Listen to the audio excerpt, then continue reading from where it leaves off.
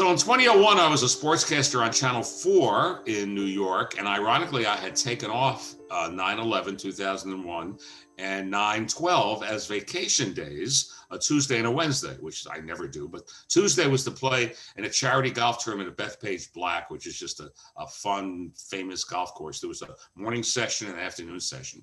And then on the 12th, I had scored matinee tickets to see the producers with the, Mel Brooks show on Broadway. You can't get those tickets. So what happened, of course, 9/11, just to clear that off, they played the morning charity golf tournament, but never played the afternoon. That got canceled.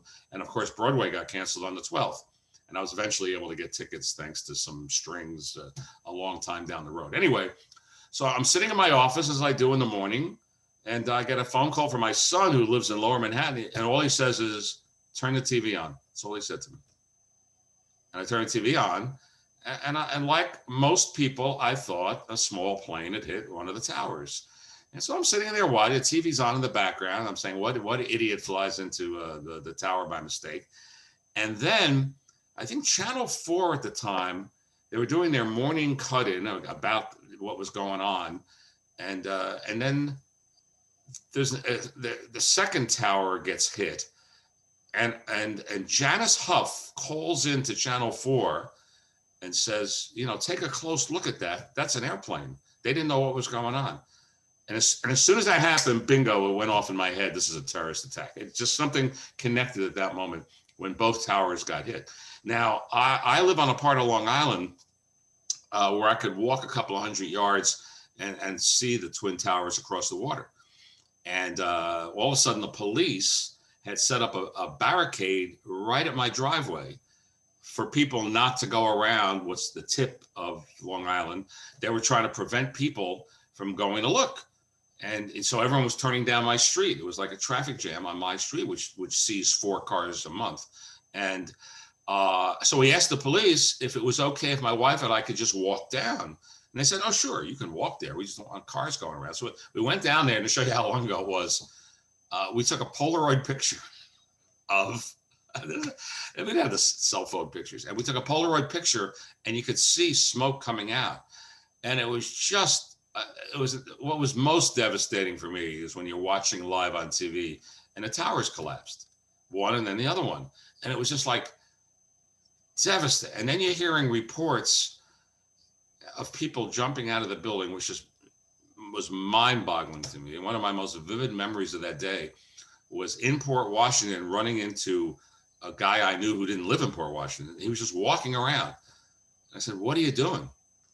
And he said his office was right next to the Twin Towers, and he saw people jumping out of the buildings, and he was just, his mind was shot. He was just walking around Port Washington, where he doesn't even live, aimlessly. And it was just, so what we did, of course, we ran and gave blood the next morning, and as you know, none of it was needed. But one of the most vivid memories of that day, I mean, I was watching Channel 4 nonstop. They told me, don't bother coming in. We're not doing the sports today. And I said, gee, I get that. I remember it was one of the reporters, and she was standing in front of St. Vincent Hospital. And she said, is it Melissa Russo? Is that her name? Anyway, yeah. She's standing in front of St. Vincent Hospital. And she said, there's no ambulances coming here. And it was just so chilling for me to realize. And then, of course, the pictures of the people posting on, on walls and on telephone poles looking, have you seen this relative? And you just knew it was hoping against hope. But I didn't get back on the air on Channel 4 until that Friday. And I was on live at 5. And I remember vividly what I said. They gave me, hey, do a minute or so, try to relate to what's going on.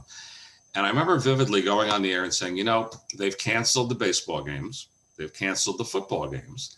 And I said on the air, let's leave them canceled.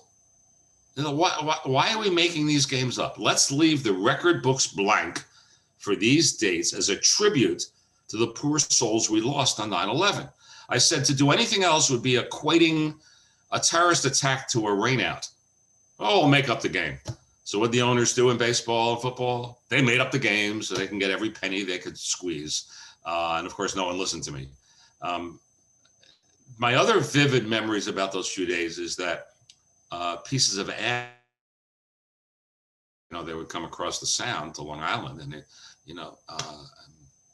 fall on the driveway. It was just, my son actually heard one of the planes. He was living on Thompson Street in the Village at the time. He heard one of the planes go right over his apartment. He said it was, and then the kids walking from the Village, my two sons walking from the Village all the way up to the 60th Street to be with my uncle. They walked. They were just, they didn't know what to do. So they all gathered at my uncle's house on the east side. So those are some of my memories from 20 years ago. And it's just, as you must know, it's stunning that it's 20 years. Really, it's just stunning. Did you actually know anybody who was lost that day? Just, for example, not personally, but for example, the announcer at the time for the Giants games, Dick Lynch, who was the color commentator, lost his son. So I just knew of people. And of course, the next town over to me from Port Washington is Manhasset. And I just heard the stories of all the cars that were sitting in the train station parking lot in Manhasset because nobody came home to claim them. There were so many people lost from Manhasset who were in the tower, who worked in various office buildings there. And just the thought of those cars just sitting in the parking lot. There were just so many chilling moments during all of that. The first professional sports team to play after 9/11 was the New York Mets under the direction of Bobby Valentine, who was gracious enough to join this project, telling his story. What do you remember of that game? Were you there? No, I was in the studio watching it and doing the Sports News 11. But I'm glad you mentioned Bobby Valentine, because Bobby really was like a rock. I'll tell you one story. So he was collecting items at Shea Stadium, and I guess for the families, or he was just very involved in trying to help out the families. And I went up to him during this period, this is before the game was played, and said, Bobby, I remember having this conversation. I said, I don't know how to react. I don't know how to feel. I told him I would drive in the Midtown Tunnel, but I wouldn't want to get too close to a truck that didn't have identifying signage on it because I was afraid it was going to blow up. And I said, I was just in a state. And he didn't hold my hand, but he tried to hold my hand and walk me through it. Now, this is the manager of the Mets, and I'm a sportscaster. I said, Bobby, I don't know how to, I don't know how to act. I'm devastated. I don't know what's going on. And he's a special guy. I'm glad he's involved in the project. As for that game, I mean, it was the first New York sports event since, and the players on the Mets wanted to wear the hats with the FDNY and the NYPD and Port Authority. And when Mike Piazza hit that home run to win the game, I'm sure I had a tear in my eye. And I'm just welling up a little bit thinking about it. It was just such an emotional release after, I believe that game was a week and a half later, if I'm not mistaken. If it was on the 11th, I don't think they played to a week from Friday after that. It was just a stunning moment in sports. And I don't want to call that a top sports highlight. I mean, because really what was happening, it was after a monumental tragedy in our country's history. But Mike Piazza hitting that home run just stands out in all my years covering sports here in New York. And then today we have Pete Alonso. It's almost like he's carrying the torch. And how old was he? On 9/11, and yet he feels so powerfully about this, that this has become his mission, which is it just seems like it's serendipitous in some way.